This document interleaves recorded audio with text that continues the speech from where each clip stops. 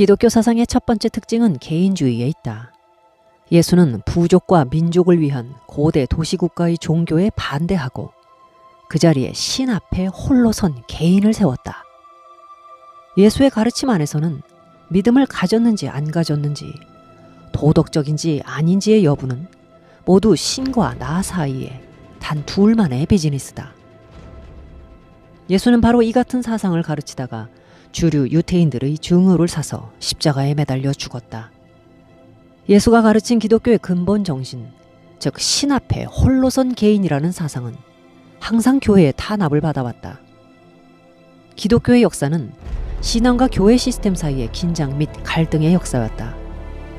깊은 신앙을 가진 사람이 교회 시스템에 저항하고 그 결과 새로운 교회 시스템이 만들어지고 다시 새로운 저항이 발생했던 과정이었다. 이 같은 자기 부정의 역사를 정확하게 이해한 포에로바아는 어제의 무신론이 오늘의 종교가 된다고 말했다.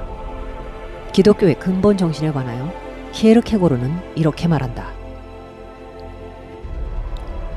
때는 거짓입니다. 예수가 십자가에 못 박혔던 이유는 때와 아무런 관계를 맺기 원하지 않았기 때문이었습니다. 때로부터 아무런 도움을 얻기 원하지 않았기 때문에 예수는 때에 의해 박해받은 것입니다. 예수는 정치 집단을 만들길 원하지 않았고 투표를 통해 문제를 해결하려고도 하지 않았습니다. 대신에 그는 그 자신인 존재, 즉 진실이 되고자 했습니다. 진실은 한 개인에게 자신을 관계시킵니다. 지금 시대에는 때가 익명의 인간이라는 괴물이 되었습니다. 이 익명의 인간은 헛개비입니다. 오 하나님, 이런 비참한 상태를 스스로 기독교 국가라고 부릅니다. 진실이 전해질 때는 오직 개인에게만 전해집니다. 개인만이 진실입니다. 또한 진실은 하나님을 매개자로 삼을 때에만 소통될 수 있습니다. 진실은 추상화된 것, 환상적인 것, 비개인적인 것과는 반대됩니다. 때는 비개인적인 것입니다. 때의 또 다른 이름인 공중 역시 비개인적인 것일 뿐입니다.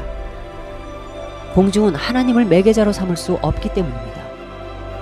하나님이 곧 진실이며 매개자이기 때문에 공중은 원천적으로 진실에 다가설 수 없는 것입니다. 때가 된다는 것, 자신의 주위로 때를 긁어 모은다는 것은 전혀 다른 삶입니다. 때는 폭군처럼 한 개인을 약하고 무력한 존재로 보며 개인을 무시합니다. 때는 세속의 힘과 수단을 사용하여 개인이라 불리는 영원한 진실을 무시하는 것입니다. 기독교의 두 번째 특징은 세속과 신성의 명확한 구별이다. 기독교도는 구약을 읽을 때마다 유태 선민주의라는 세속의 베일 뒤에 숨겨진 창조주 야훼의 뜻을 읽어야 한다. 또한 세속과 신성의 구별은 카이사의 것은 카이사에게, 하나님의 것은 하나님에게라는 예수의 말에 명확하게 정리되어 있다. 세속과 신성의 엄격한 구별은 두 개의 매우 중요한 결과를 가져왔다.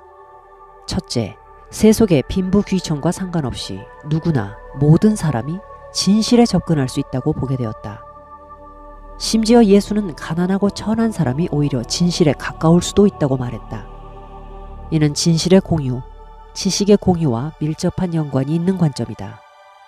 둘째, 이 구별이 바로 기독교로 하여금 고전 그리스 철학을 받아들이고 르네상스를 용납하게 만들었다. 기독교에 대해 과학과 사상을 탄압한 종교라고 말하는 것은 한 부분만 부풀린 이야기에 지나지 않는다. 개인이 기독교 신앙의 본질적 특징인 것과 마찬가지로 세속에 대한 너그러움 역시 기독교 신앙의 본질적 특징이다. 한편으로는 개인의 독립성 및 세속의 자유를 보장하는 신앙 체계이고, 다른 한편으로는 바로 그 믿음 체계를 제도화한 교회 시스템이 독립성과 자유를 속박하고 있는 상태. 이것이 바로 기독교의 내부 모순, 내부 긴장이었다. 기독교 사상 안에 내재되어 있는 개인과 과학이라는 거대 화산은 1415년 얀 호수의 화형에서 시작되어 1632년 갈릴레오 갈릴레이의 운명적인 책 두 개의 주요 세계관 사이의 대화의 출간에 이르기까지 약 220년 동안 분출했다. 필자는 편의상 이 시기를 후스 220이라고 부른다. 앞서 말한 바와 같이 얀 후스는 당대 최고의 대학인 프라하 대학의 신학 교수였지만 자신의 신앙에 따라 교황의 면죄부 판매를 비판하다가 말뚝에 묶여 불에 타서 죽었다. 후스의 화형으로부터 거의 100년이 지난 후 루터가 종교개혁을 일으켰고 200년이 지난 후에는 프란시스 베이컨의 과학 방법론에 관한 책 새로운 사고방식이 나왔다. 모두 하나의 흐름, 즉 진실을 발견해 나가는 개인을 위한 움직임이었다.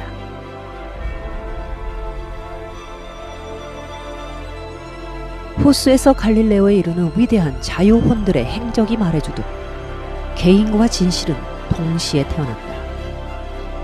갈릴레오를 비롯한 후스 220 시대를 살았던 선구자들은 바로 기독교 사상 안에 내재되어 있던 긴장으로부터 정신적 에너지를 얻어냈던 것이다. 신앙의 본질은 개인됨을 가리키고 있음에도 교회의 시스템은 개인을 억압하고 있는 상태. 신앙의 본질은 진실을 가리키고 있음에도 교회의 시스템은 진실을 억압하고 있는 상태. 이 긴장을 해소시키는 위대한 도전이 바로 유럽의 개인을 만들어냈다. 이 시대의 위대한 개인주의자들은 누구보다도 더 진지한 가치 추구자, 더 용감한 진실의 옹호자들이었다.